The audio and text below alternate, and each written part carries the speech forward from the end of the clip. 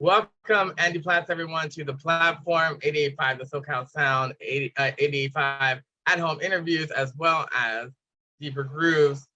Welcome, Andy, from Mama's Gun, all the way from the UK, across the pond, keeping funk and soul alive. How are you doing? Yeah, man, good. All right, alive and kicking, and yeah, very much looking forward to crossing that pond and coming over and seeing you guys. That's for sure. Yeah, we're gonna get into that. I know you're gonna be doing some touring soon, so we'll chat a little bit about that. But let's talk about the latest new album that's about to drop, Hear the Jones. And you guys have been dropping albums consistently, like over a decade now in the funk soul space. But what kind of inspired you to create and produce this new record? I'm told it's an 11-song opus. If that's true. Yeah, well, this huge experience that we've all shared globally, I think had a massive impact on the creation of this record. It's very rare that I got so much time on my own to kind of ruminate on stuff and process what was going on, and for so much of that to marry with the musical ideas that I was having at the time. So, this record born of themes of like stamina, endurance, pining, longing for togetherness, longing for union, all these things that we felt have definitely fed into this record. Yeah, and that coupled with us wanting to take this more focused classic 60s 70s R&B and soul vibe that we've been really honing since the last album, Golden Days. Yeah, it's all just the sound of a band reaching deeper, digging deeper, looking for something more, and very much wanting to make contemporary music whilst standing on the shoulders of giants, that have made this tapestry of wonderful soul and R&B music that we know and love. So speaking of standing on the shoulders of giants, you all have had major credits and worked with a lot of people, but you specifically as a vocalist, I saw that you had at one time worked with Rod Temperton. Rod Temperton, who is amazing, obviously the Michael Jackson stuff, Rock With You, etc. But then also Heat Wave, Always and Forever, soundtracks with Michael McDonald, etc. He's just a legend in the space. So how did that come about? What did you do? How was that experience? Well, I first signed my my first publishing deal in 2005, 2006, and it was Zomba back then. I don't think they exist anymore, but they signed me as an artist, and we think you got great potential. We love the kinds of songs you're writing, but we think you can just push the envelope even further and develop yourself. And so they were really my A&R at the publishing was looking to put me with like the flavor of the month, who was having hits in the charts there and stuff, to develop my vibe. And I was like, I'm not interested in it, man. I want to work with people who've been there and done it, who've got the t-shirt and really know what they're talking about, who came from that period of classic songcraft, So I made this bit of a list of like, yeah, I'd work with these guys if they were into it. And that included Rod Temperton. It included, John Oates from Hall & Oates. It was Brian Jackson as well, who created all that amazing Gil Scott-Heron music. And I got to work with all these guys just by not being shy and just, if you don't ask for candy, you won't get it. So that's really how it came about. As simple as that. Well, now I know why I don't have candy. I'm gonna start asking. Super excited now. I can. You changed my life already. And so I guess let's start from the beginning. So I see a lot of vintage instruments there. What are your, musical influences? You talked about Gil Scott-Heron, but who are your go-tos, or as you were kind of growing up into music, who did you listen to? Who did you vibe on? Who do you try to emulate? Well, I think everyone kind of begins at their folks' record collections, don't they? So I was born very much into kind of 60s 70s British and some American rock, pop and rock. So we're talking Beatles, all their contemporaries of the day, and then the same guys over the pond, the people like the Doors and stuff. And my mum was very much into kind of like anything from Linda Ronstadt to ABBA to Joni Mitchell, a real melting pot. But it's still very much on the kind of pop rock side of things. It wasn't until when I was older, that I kind of really fell into kind of soul music. As you know, it's this wonderful place where all these rivers meet, you know, or the gospel and the blues, and it's just it's a genre of expression that is without equal for me. It's just I don't know. It's a language that I feel I just want to kind of become more and more fluent in, and spend more time in. But you know, classics like Marvin Gaye, of course, he's a big influence of mine. But people a bit more off piece like Shuggy Otis and people like that. Obviously, massive Aretha Franklin fan as well as this kind of British lineage of kind of groove music as well. People like Simon and people like that kind of impacted on me. Yeah, it's too varied really to distill into a kind of coherent response. I'm sure everyone says that. You're like, hey, what are you into? What's the stuff you love? It's like, Yeah. How long have you got? Do you know what I mean? Right. But I love all that kind of you know, Kenny Loggins and Michael McDonald and that kind of stuff. You know, that side of the coin. So does Ian Dury make the list? Ian Dury, yeah. You know, he's not someone's back catalogue that I know really well. I know enough of it to be a fan of it. But it's, you know, definitely one of those artists I would like to spend more time delving into. For sure. Yeah, I'm a big fan of his work, and just you know, having a funk soul pub band at that time, and they got a lot of respect from people like the Pointer Sisters and people who would travel there, who were like, wow, we're surprised that this is happening over here. But Britain and the UK has always loved soul music, and continues to allow diversity and organic groups. So I guess being from the UK, like how does that kind of influence your sound? And then I know obviously there's vinyl and record culture and other stuff, shops and venues and things like that. So like, and amazing TV shows that broadcast music like yours as well. So I guess like, how does UK kind of shape your experience for our listeners that are based in the US? Well, I think being islanders, there's always an aspect of that feeds into the music. You know, the island being islanders and the weather. I think that definitely has this. This gives the music. I think that Mama's Gun writes anyway. This kind of thoughtful, ruminating edge, perhaps gives it some depth. And the way that obviously, if we're kind of fans of this initially American-based music, that it's coming through this filter and the way we live our lives, and it's coming back out of that. That's an interesting prism for music to go through. You know, we were from the Northern Soul thing and the Motown thing, the UK bought into heavily and has done ever since. You know, all the soul that's come out of in America and more. But I think, yeah, there's something in the songcraft of the great British songwriters and groups that we appreciate. There's an economy and a succinctness to that I think I've certainly have tried to fuse with the kind of uplifting joy and pain of soul music, and hopefully somewhere across that spectrum you get something that's a bit more British in its DNA. But that's not for me to say. You know, you get into a place of self-analysis then, which is just a dog chasing its tail. So I'll leave it there. Yeah, well, I definitely have seen your kind of trajectory. I was glad to be able to get to talk to you. I knew of the group and I played you on my radio show Deeper Grooves on 88.5 because I think there's a track, This Is the Day. I found you guys through Ubiquity. So the full band version I played of that during a Ubiquity set.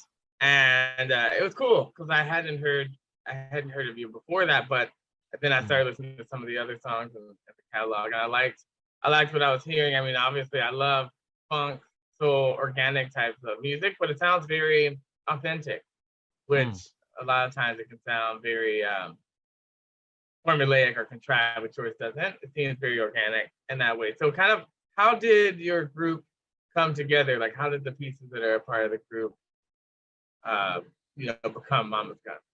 Yeah.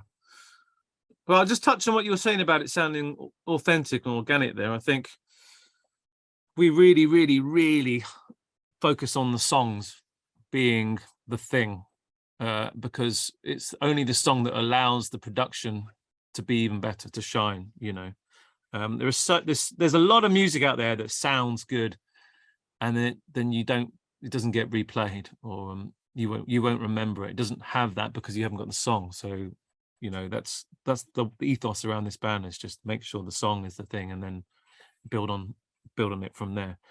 But you can think of Mama's Gun as being two bands, everything from 2007 to 2015, and then 2015 to now.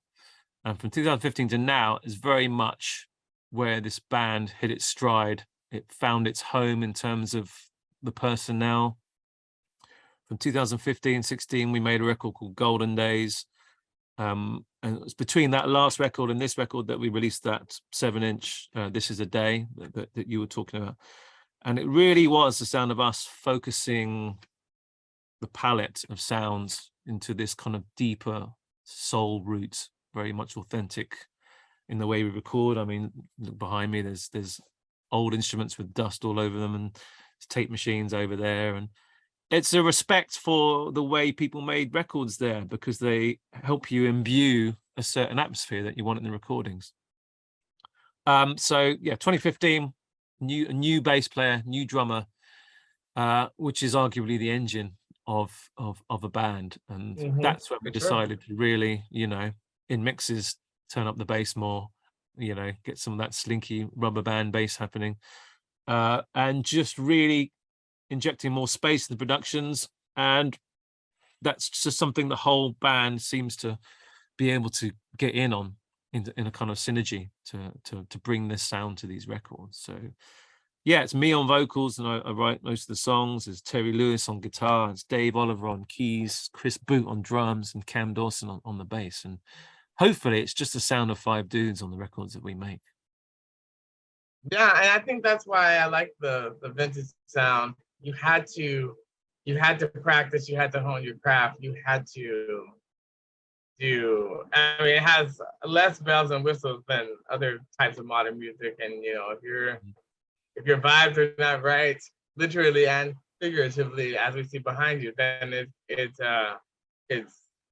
problematic. And a lot of those records were made in very small spaces. It was just about what the musicians were putting into it. So definitely having that bass and drums as the foundation, having the lineup of people that really get the vision of the group is super important.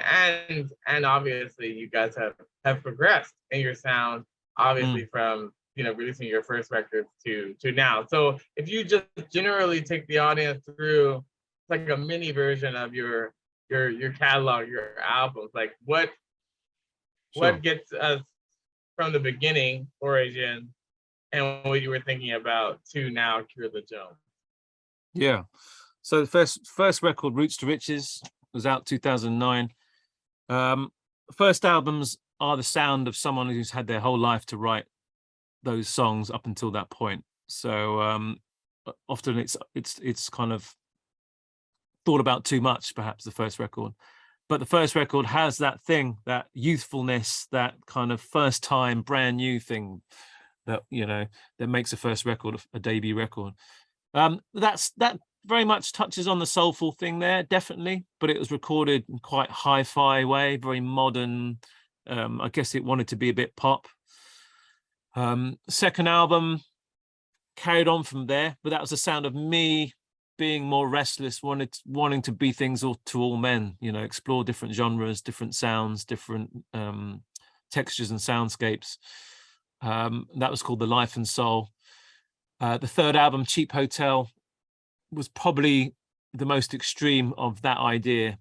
The third one is a lot of fun, but it's very atomic. You know, it flits from highly energetic electro funk in the style of early 80s Prince or something like that, to some really kind of moody kind of pop rock ballads. So as a whole collection, it can feel kind of disjointed, and perhaps it wasn't any surprise that that became also the end of the first lineup. It wasn't till the last two albums, Golden Days in 2016, where suddenly it was just like this band of brothers that really kind of found something, and we decided to really focus the sound. So that was, we, like you said, we made it in one room. There was tape machine, there was old stuff. It was about getting the songs down, 1 or 2 takes, no fussing, just get on with it. And then Cure the Jones is an extension of that, which we put out this year. And that's just, as I said, topics like isolation and everything that the pandemic brought with this sound that we'd found in 2016, but even deeper, even richer. So in a nutshell, there you go. Hope that was succinct enough. No, for sure. And the good thing about the new album is it gives you new opportunities to get out and see the world and travel and tour. So you're going to be touring. Where are you headed, and like where are you most excited to? Well, we've been all over Europe this summer, which has been great, and the UK, doing a bunch of festivals and headline shows. Literally just got back from France 2 days ago after some great shows out there, and a wicked show at a place called New Morning in Paris, which is like a legendary venue. Cool. But hey, man, we're coming for you guys. We're coming to the States, or North America, I should properly say, really. Don't want to annoy the Canadians, obviously. 5th of October, New York, Baby's All Right. 7th of October, Toronto. 9th of October, Chicago. 12th of October, LA. And this is very much us, you know, coming over for the first time, sowing some seeds in the hope that we can come back next year and do even more shows, you know. So yeah, this is the highlight in the calendar for us, this tour, something we've been working towards for a long time. And it just feels right now that this album has opened more doors than ever, and the time to kind of cross the pond and get over to America is now. So yeah, we're super amped about this, man, big time. Awesome, as you should be. I mean, just after the pandemic, being able to go anywhere is exciting. And then obviously Europe is your backyard, but if you can make it in America, you can make it anywhere. Plus, it's just, you know, the roots of music and the style, and also they're lovers of and fans of that music here, and great venues that support it, and great radio stations that support it. So super excited about your tour, and glad you're going to come through our neighborhood in Los Angeles. We'll definitely promote it on the show. So now, when we come back, I guess, to the origins, we've learned a little bit about how the band came together, but how did you, the man, the myth, the musician, come together in terms of you're doing vocals, but obviously you have a bunch of instruments and here. So like, how did you, I mean, from the parents' record collection, like, how did you actually get into music? Like, I have this gift, I have this talent, I want to share it with the world, and then kind of mature into that. Yeah, I moved house like 20 times before I was 18. And that was down to my dad's work and being dragged across different places in the world. So I always had headphones on, and I guess that was a one consistent thread in my life. You know, changing schools, changing friends was all just came and went. And that kind of led me to just being immersed in music all the time. So perhaps it wasn't a surprise. A stepping stone was kind of just playing stuff by ear. Piano in the house, learning how to play melodies of hearing from the radio. That led to piano lessons. So very quickly got into classical music. I did all the classical music grades, and then decided I wanted to play something way cooler. So guitars took over.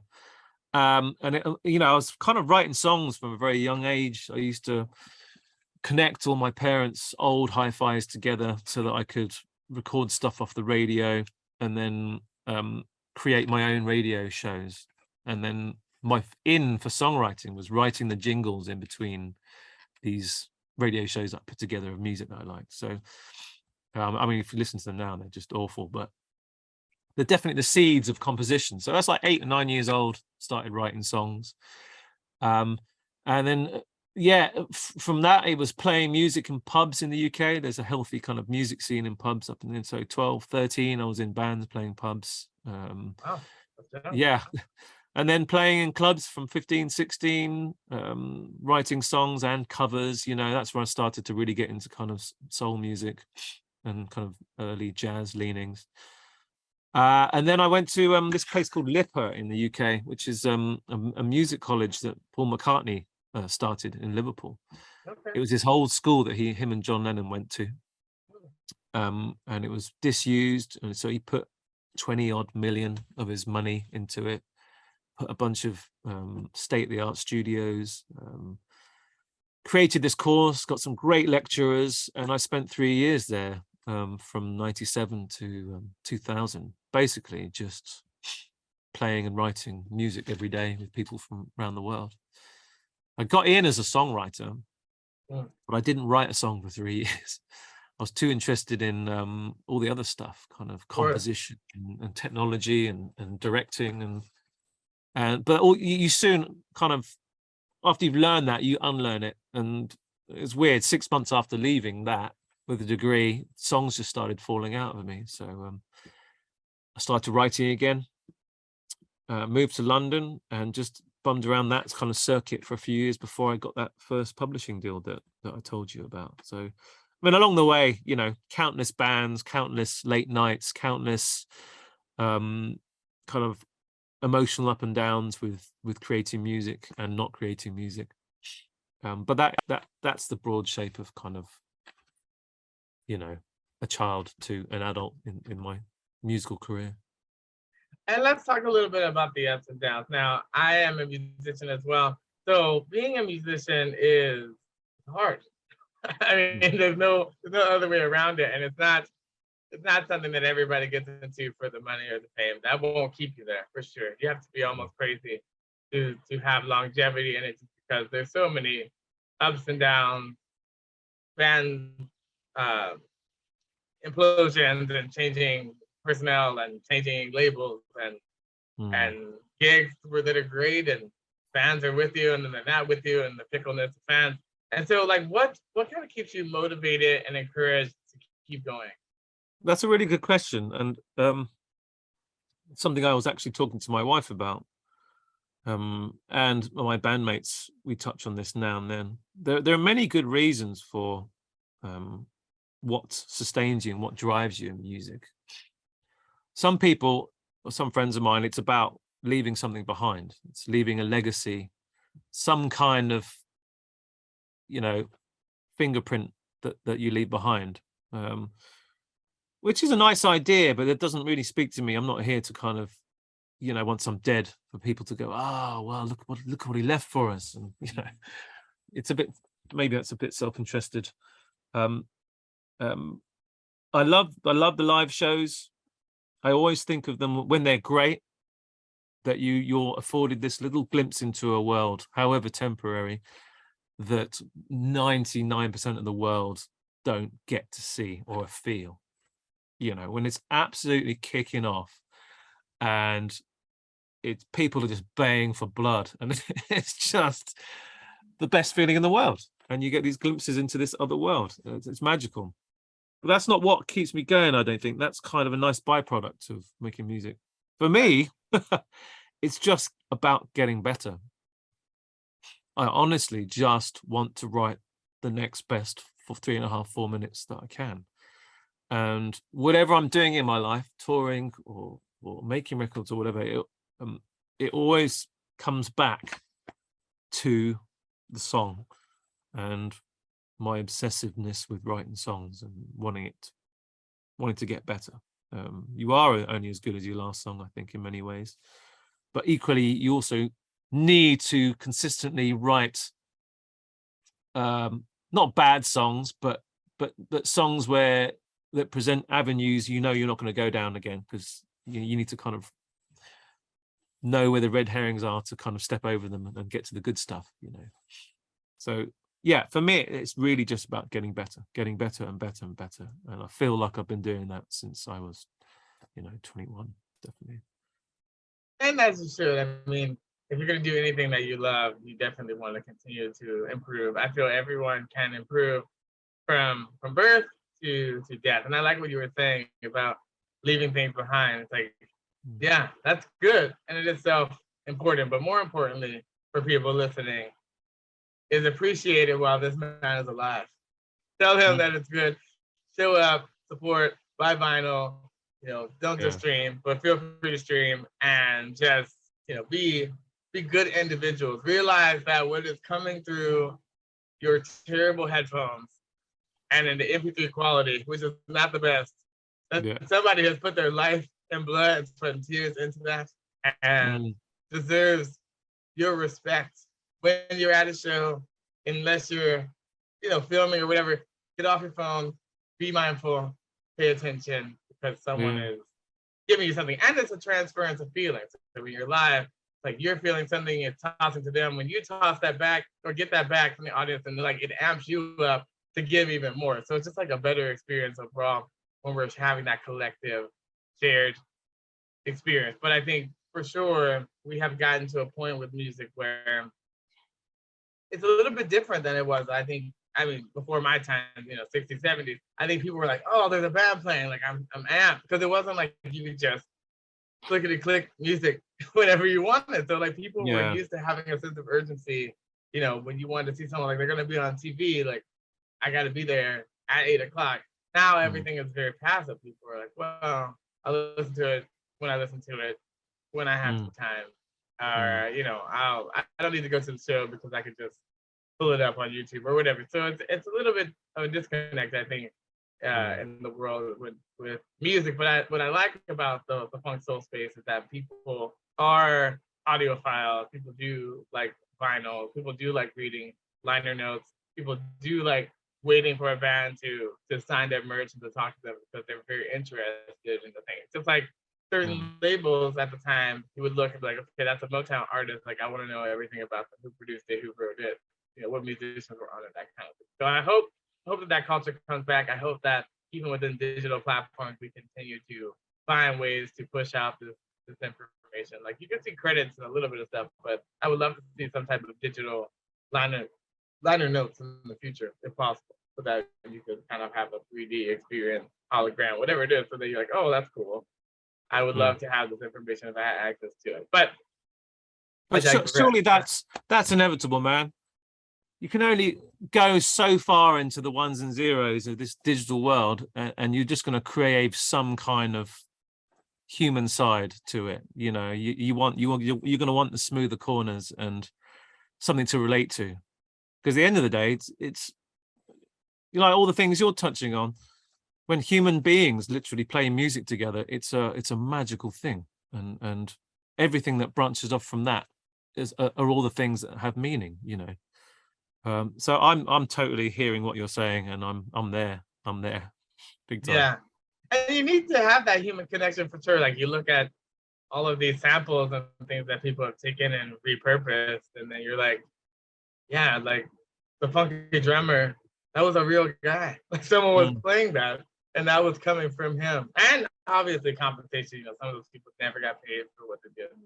They got used so many times, and but when you copy a copy, then it degrades it. So that's why I'm always interested in people who like play instruments, even if they only play, amateur subpar. The point is that they're putting a kinetic energy. They're hitting something mechanical where a sound is coming out, which is a little bit different than electronic things.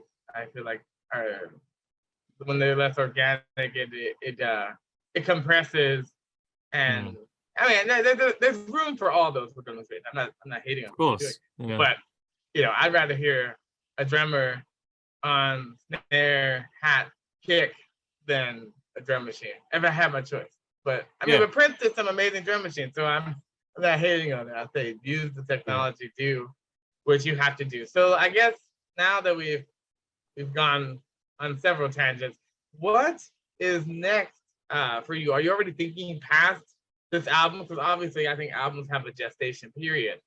So you were talking about like I want to get better and what's next. So Is there anything next for Mama's Gun? And are you ever possibly going to do something solo on your own, or is that not part of the lexicon of Andy? That's always there. I have this to-do list, and then on this there's a little section of the to-do list which just has like solo album, and then some of the tracks that I've kind of kept to the side that I thought might be good. One day, man, I don't know what it would sound like. I think it would have to be significantly different from what I do in Mama's Gun. I also have another band called Young Gun Silver Fox, which is very much the kind of yacht rock kind of thing. If you don't know, check it out. But it'd have to be significantly different from those two groups, I think. But it definitely, I think, would be quite raw, perhaps acoustic. But I think just with the way I sing, the way I write stuff, it will probably be soulful automatically. Yeah. So I don't know, man. Watch this space. But as soon as this kind of album cycle starts to cool down, I'll probably get back into a writing zone again. I'm not very good at writing and touring at the same time. You know, all those dudes who like write these great songs in the hotel rooms. It's just not me. You know, I'm just desperately want to go to sleep or order a burger from room service. That's my hotel vibe. Yeah, sometimes you're asleep by the time the burger comes. Yeah, totally. So I guess just generally for people that are learning about Mama's Gun, like generally, what do you consider your sound to be? And I know that's hard because people are like Miles Davis does jazz. He's like, I don't do jazz. So what do you think of your sound is? I think maybe it might be a bit helpful where if you were to go where you could file this record in a record store. Sure. And I think it happily sits alongside I Want You era Marvin Gaye, that kind of vibe, Shuggy Otis. But I think it would happily sit alongside stuff that's coming out of labels like Big Crown and Coal Mine and that kind of stuff too. So in that sense, it is this brand new secondhand thing, but I think the songwriting is what makes it contemporary thing. It's not throwback stuff. I think that's a really lazy label for people who don't understand records to put on that. But I think, yeah, that's where it might sit in a record store section. Yeah.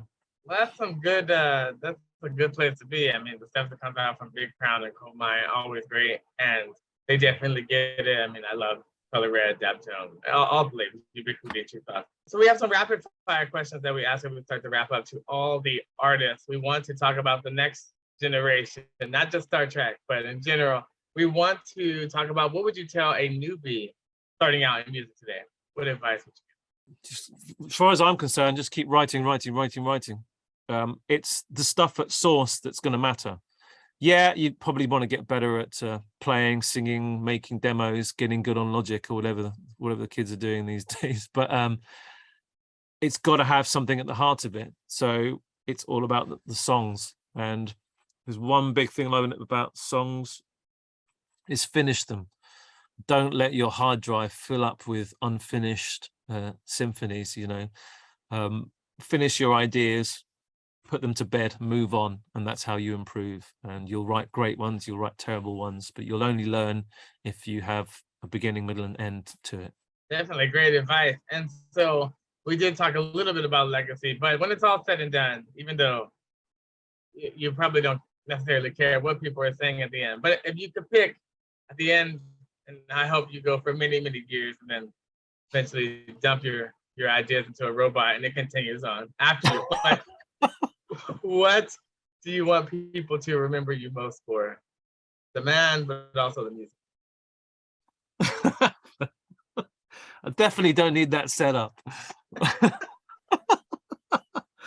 I honestly, it just I was, he could write a song or two, maybe.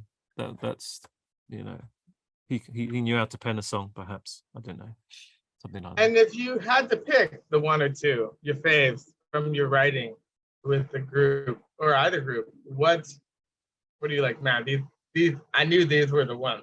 Like, or I didn't know these were the ones, but these are the ones. There's definitely one on the new album. There's a song called "When You Stole the Sun from the Sky," which that was one of those classic lightning bolts that just fall in your lap. You know, I wrote that halfway through writing another song, which took 4 or 5 hours writing that one, but the one that landed in my lap took like 30 minutes, and then I got back to writing the other one. So yeah, When You Stole the Sun from the Sky, I think is a good moment for me in my writing career. But yeah, this whole self-analysis thing, I've never really liked it. I don't tend to read reviews either for the same reason. It's just a bit weird. Like I said, I think I know when I'm doing something that's good, and I don't. If I start making stuff or making what I think people want to hear from me, that's like game over, isn't it? That's deadly. So yeah, I think the business side prefers that, but the artist side abhors it, because art is like, I need to get this out or I'll go crazy, and it has to be me. And if you water that down the masses, then it becomes when so much about the industry is absolutely groomed and contrived and airbrushed to within a hair of its life, then at least just let the source be as unfettered as possible. For sure. And so where can people find you online? Where should we point them to go? So all the socials, all the regulars, Instagram, Facebook, Twitter, we're there. We've got a main site, astonishingly. I didn't think bands had like websites these days. That seems so old, you know. Mummasgun.co.uk. You come and check out everything there, from releases to tour dates to whatever other stuff we might have on there. I have no idea. but you know it's there. People can Google it. People can find you. People, obviously, streaming services can find you. Yeah, but we don't have a MySpace anymore, so no Friendster. It's okay. Yeah, exactly. We're vintage, but not in terms of our digital technology. Exactly, man. Well, thank you so much, Andy. Andy Platt, everybody. 885 at-home interviews, Deeper Grooves. Super excited to be playing them. They're going to be coming across the pond to North America soon, and they're got a great album, Cure the Jones. It's out. People can listen to it. We're going to keep in touch with you, Andy. We're going to keep following your career, and we'll circle back when all the links are out so that we can promote it together. And I just love the music, big fan, and I hope to talk to you again soon. Thanks, Matt. And you're in LA, are you? In Los Angeles, yep. Well, I mean, happy to get you in on the guest for Moroccan Lounge show there if you're around. Yeah, we'll make it happen. Cool, man. I would love to come. Wicked. All right, well, take care. Have a good day. Take care, man. This was fun. See ya. Stay vintage. You too.